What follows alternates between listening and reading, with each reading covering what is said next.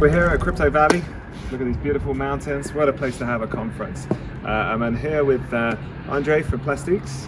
Hello everyone, very grateful to be here. It's not often that Brits and French get together, but we're here on a mutual thing on crypto. So welcome.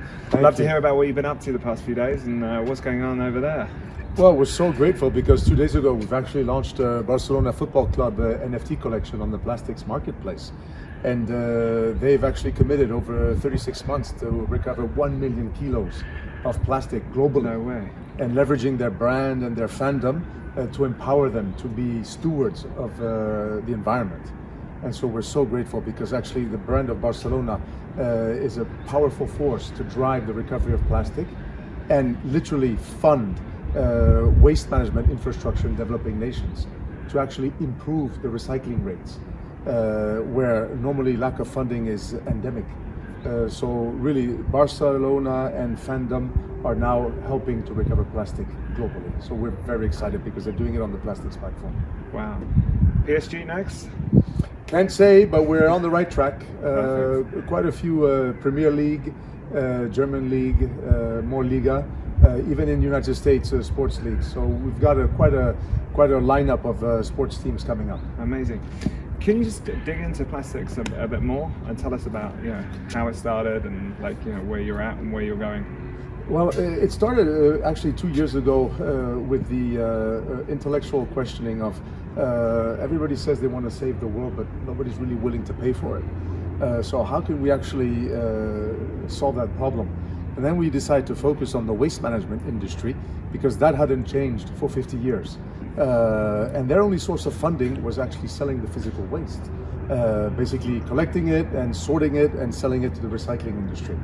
And so we told them, well, now you can make an extra source of funding by selling the proof that you've actually recovered the waste and delivered it to the recycling industry. And this proof you can use to build out more infrastructure to collect more waste. And ultimately, if you're in a developing nation, your only source of income, as an example, 1 ton of a certain type of plastic fetches $500. Now, as we've established 1 kilo for $1, that ton is an extra $1,000. Minus our transaction fee for being the verification that things are being done properly, you're actually making 2.5 more times revenue. So you can really build out the waste recovery infrastructure. And that was the actual evolution of the project. Partnering with the World Economic Forum was fantastic. Being here in Davos, same hills with some snow, and getting the support of the World Economic Community to really establish a reference in terms of blockchain and accounting as the ways to really track plastic recovery and make sure it goes into the environment. The great milestone for us is definitely having one of the world's largest brands, Barcelona Football Club. And so finally you're able to leverage the brand to really evangelize consumers at large to be part of the waste recovery process and help fight climate change. So we're really, really grateful for that.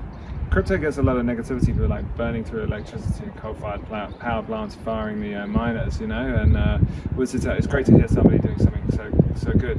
Like your team, I just wanted to dig in a bit. Tell us about your team because if you're in the ecosystem, eco world, generally it comes from a good nature and ambition to make change, right? Well, ambition to make change, ambition to make impact is combined with technological prowess. Co-founder and CTO Daniel Garcia and his team are absolutely top of the notch in terms of technology skills.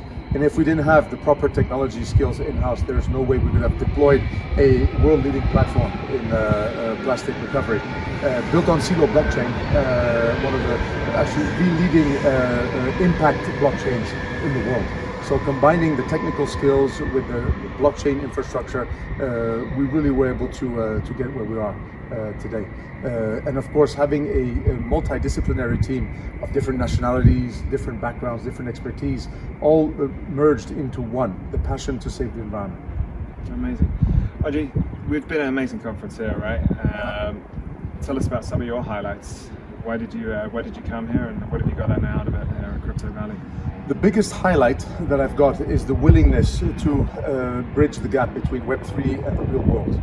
And ultimately, this is one of the first times where I see a crypto conference talking about what you would call classic Web 2 scenarios, really trying to weave transparently and seamlessly Web3 into the day-to-day activity.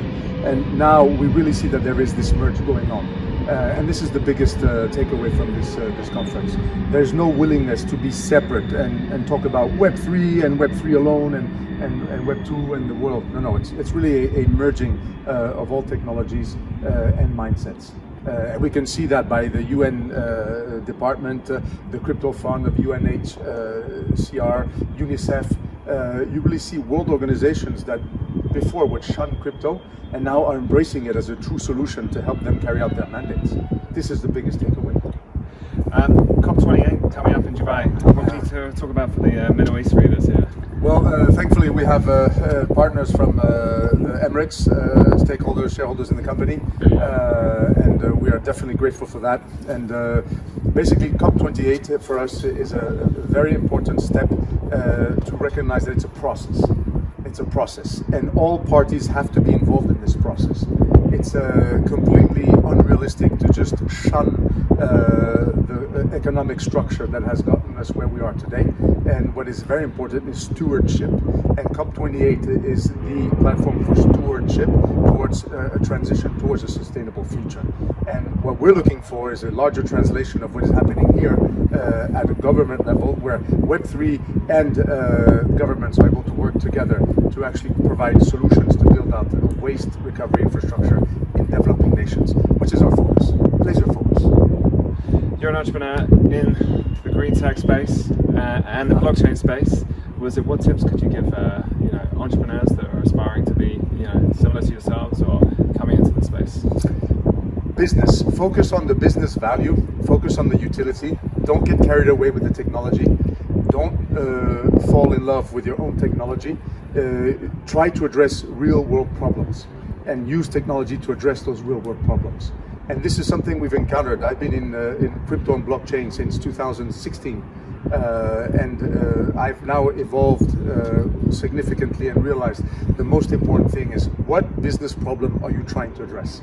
And how does blockchain help you address that business problem?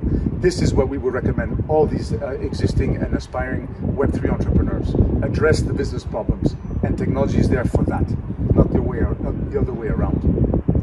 You're in the right thematic with COP28 coming up, so I wish you all the best for the year ahead and watching exciting new things happening. So thank you. Thank you very much for the interview and for your time. Thank you all. Cheers.